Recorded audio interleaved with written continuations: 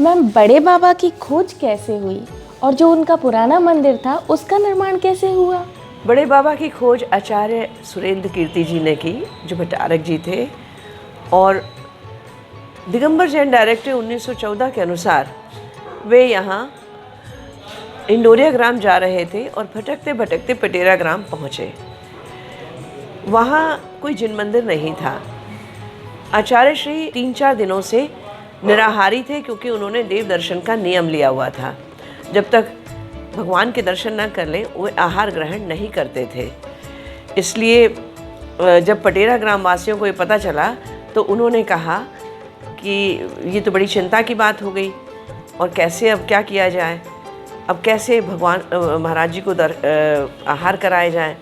इतने में एक ग्रामीण आया और भील आया। उसने कहा, हम जंगल में जाते रहते हैं, वो जो दूर पहाड़ी दिख रही है ना, वहाँ इतई पे तो है 3-4 कोस पे, बस वहाँ पहाड़ी में एक मूर्ति को सिर दिखत है, और हो सकता है वो आपके भगवान हो। आचार्य सुरेंद्र कीर्ति जी ने तो सुना ही था उनके बारे में कि कोई मूर्ति है यहाँ पर, कभी कोई एक तीर्थंकर की बड़ी मूर्ति रही थी।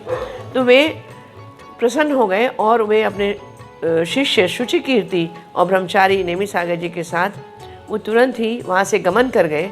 उन्होंने कहा अभी जाएंगे, और वो जाकर लंबे लंबे ढक भरते हुए, आप समझ सकते हैं कि वो कितना जंगली और दुर्गम रास्ता रहा होगा, लेकिन दिगंबर जैन साधु इससे कब डरे हैं। लंबे लंबे ढक भरते हुए उन्होंने कोसों की दूरियां नाप ली और शाम होने तक ही वो पहाड़ की तलहटी में पहुंच गए।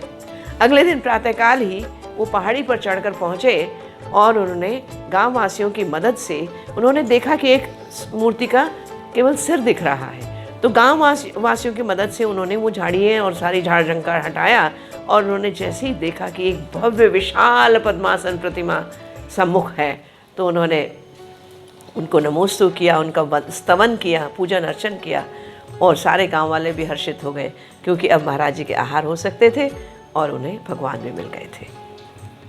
इस प्रकार से बड़े बाबा की खोज हुई।